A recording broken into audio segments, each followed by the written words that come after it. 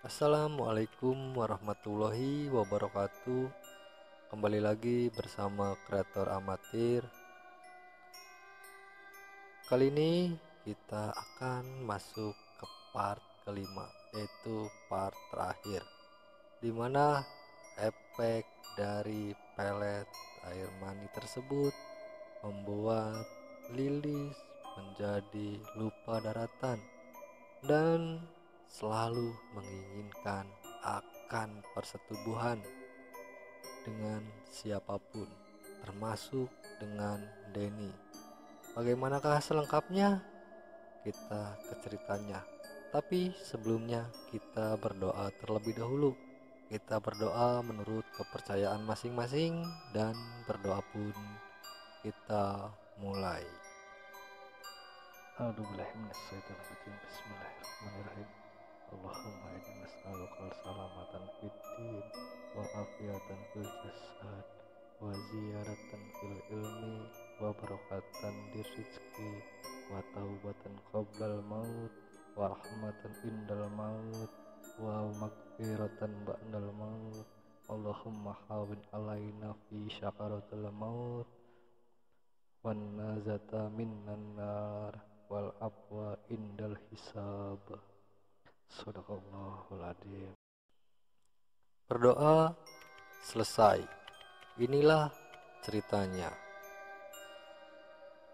Setelah aku mempelajari tulisan yang ada pada selembaran kertas itu, di hari selanjutnya, kini aku pun mulai melaksanakan ritualnya di tepat jam 12 malam. Mula-mula aku mulai mempersiapkan kain yang sudah menyerap sperma itu.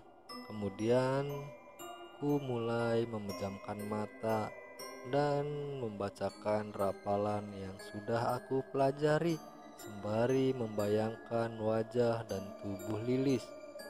Dalam beberapa saat aku terus fokuskan membayangkan wajah Lilis sang pujaan hati sambil membacakan sebuah rapalan yang diberikan temanku semasa aku tinggal di Jawa. Setelah semuanya selesai, aku mengeluarkan spermaku lagi dan menyimpannya di sebuah kain mori yang sudah aku potong menjadi 7 lembar. Kain mori yang sudah aku potong menjadi 7 lembar kain. Sengaja aku potong 7 agar aku tidak perlu membeli lagi dan agar cukup untuk 7 kali ritual. Aku melakukan ritual itu selama 7 malam berturut-turut sampai efeknya terlihat olehku. Selama 7 hari, di kala siang hari aku selalu memantau apakah ada efek yang bekerja pada Lilis atau tidak. Setelah seminggu sudah, akhirnya aku melihat ada reaksi dari Lilis, di mana Lilis selalu mencari-cari keberadaanku. Namun aku masih belum bisa menampakkan diri pada Lilis karena aku masih ingin tahu seberapa besar pengaruh dari pelet tersebut. Singkat cerita, setelah beberapa hari aku memperhatikan reaksi pada diri Lilis. Akhirnya aku memberanikan diri menampakkan diri pada Lilis dan berpura-pura seakan-akan tidak terjadi apa-apa. Dan aku juga berpura-pura merasa bingung dengan apa yang menimpa Lilis. Setelah aku menghampiri Lilis, hal yang tak diduga pun muncul. Lilis dengan tanpa basa-basi memintaku untuk melakukan hal yang di luar dugaan. Dengan tegas, Lilis mengajakku untuk melakukan hubungan badan. Aku sebagai laki-laki normal pastinya tidak akan menolak permintaan Lilis. Bagaimanapun, itulah yang aku rencanakan sebelum menggunakan pelet tersebut. Akhirnya, ku bawa Lilis ke rumahku dan kami pun melakukannya berulang-ulang kali karena Lilis tidak ada rasa puasnya untuk berhubungan badan. Sampai-sampai aku pun menyerah untuk melayaninya. Yang dulunya aku yang ingin dilayani, kini malah berbalik. Malah aku yang melayani Lilis. Hampir setiap hari kami melakukan perbuatan tersebut. Namun tiba saatnya hal yang tidak diinginkan terjadi. Kini Lilis tengah mengandung. Efek berhubungan badan itu. Akhirnya aku pun memutuskan untuk meninggalkan Lilis dan pergi dari kampungku itu. Aku memutuskan untuk pergi keluar kota demi menghilangkan jejak dan lepas dari tanggung jawab. Semuanya siap. Tengah malam, setelah semuanya siap, tepat tengah malam aku memutuskan untuk pergi dari rumah dan tanpa berpamitan kepada siapapun, termasuk ibuku sendiri. Dan tak lupa aku menjual telepon genggamku untuk ongkos perjalanan. Di samping aku tidak punya ongkos, ditambah untuk memutus komunikasi dengan keluarga dan juga teman-temanku di kampung. Hanya selembar kertas bertuliskan permintaan maaf kepada ibuku dan juga teman-temanku. Kusimpan selembar kertas itu di atas tempat tidurku. Kita masuk ke sudut pandang Holil. Setelah aku membicarakan semua itu dengan Betty kemarin, aku mulai merasakan hal janggal tentang temanku Denny. Semenjak saat itu aku tidak pernah bertemu lagi dengan dia. Dan bahkan hari demi hari pun aku melihat hal yang janggal terhadap Lilis. Di mana Lilis yang sekarang tidak terlihat seperti Lilis yang dulu. Lilis yang dulunya terlihat pendiam, kalem, namun kini terlihat agak sedikit genit dan sesekali mencari-cari keberadaan Denny. Namun yang membuatku aneh bukan karena Lilis mencari Denny, melainkan tangannya yang tidak mau diam. Tidak peduli Lilis berada di luar rumah ataupun di tempat keramaian, tangan Lilis sesekali meremas-remas organ terlarang yang berada di dadanya. Tidak sedikit laki-laki yang melihat aktivitas tangannya yang meremas bagian dadanya merasa terangsang. Bagaimana tidak, wajah dan tubuh Lilis yang begitu bagus itu ditambah tangannya sendiri meremas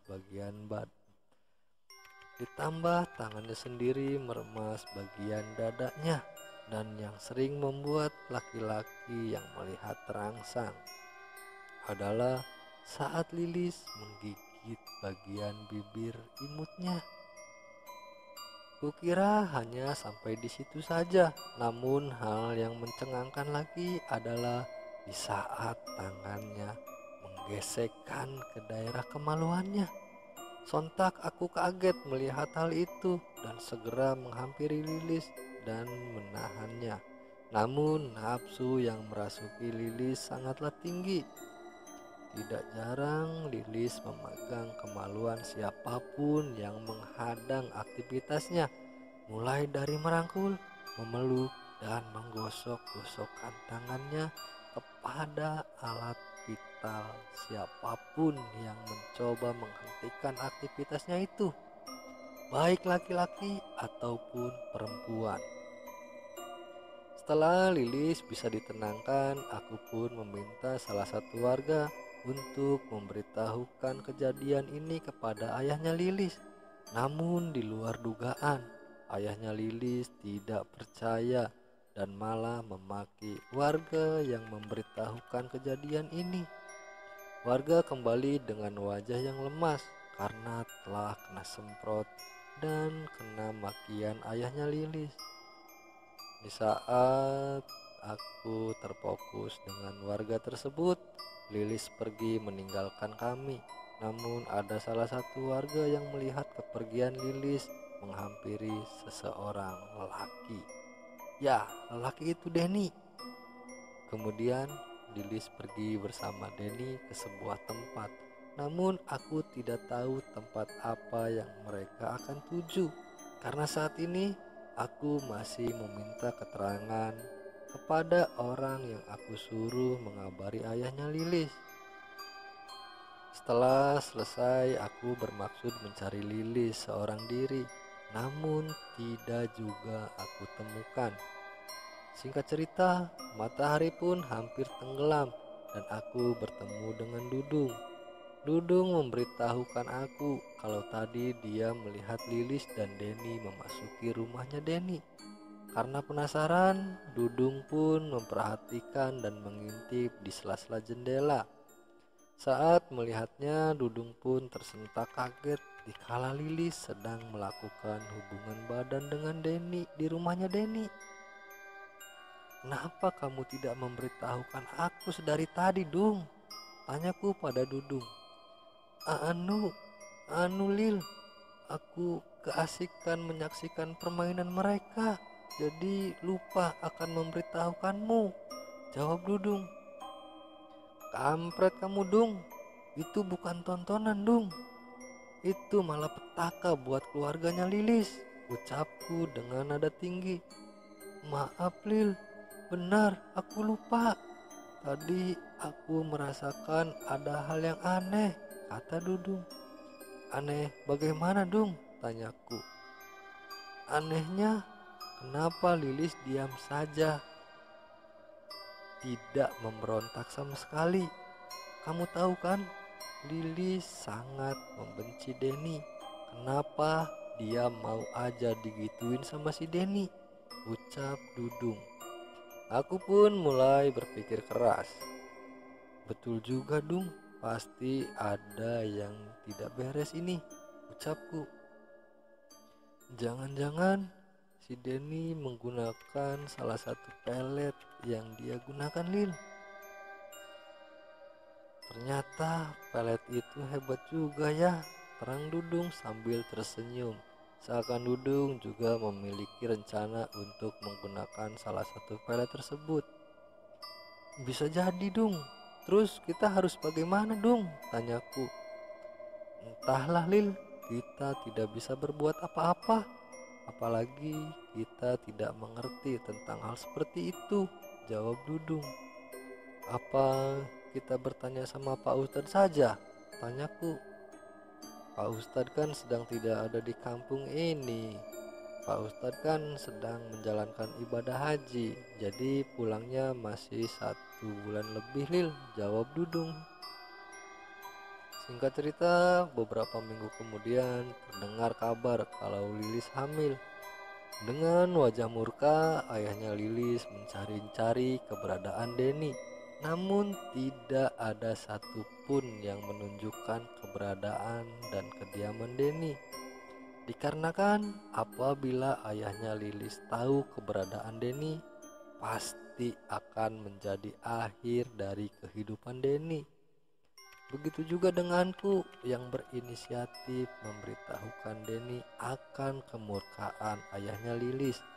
Namun tidak kutemukan sosok Denny. Yang kutemukan hanyalah ibunya Denny yang sedang menangis terseduh-seduh sembari memegang sebuah surat dari Denny. Surat itu berisikan, "Mah, maafin Denny yang sudah mengecewakan Mama. Denny pergi dari rumah.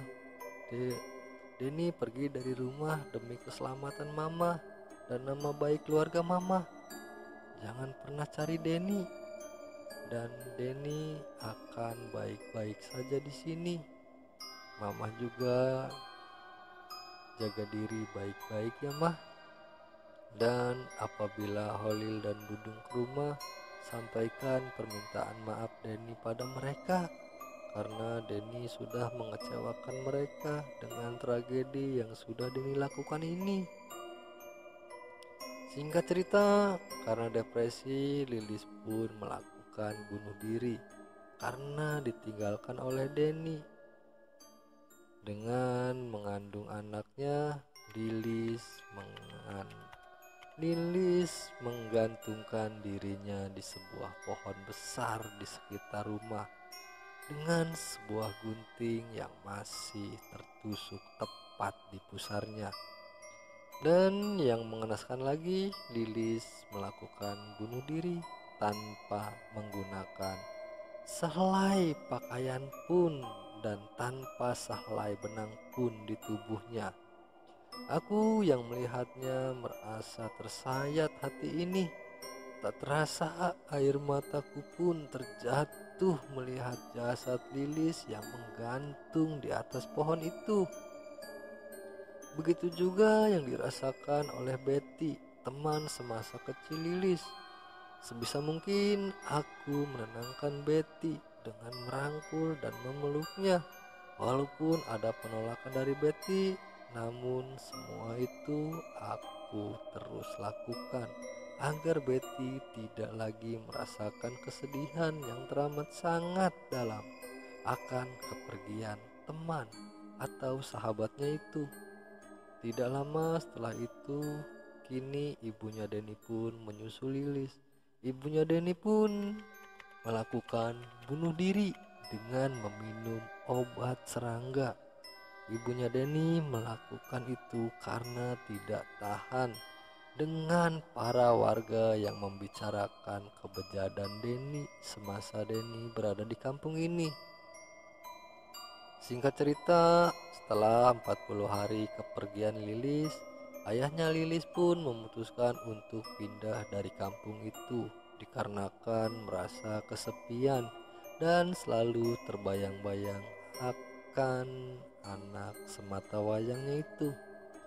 Kini di kampung halamanku mulai terasa sepi dan sesekali terjadi teror demi teror di kampungku.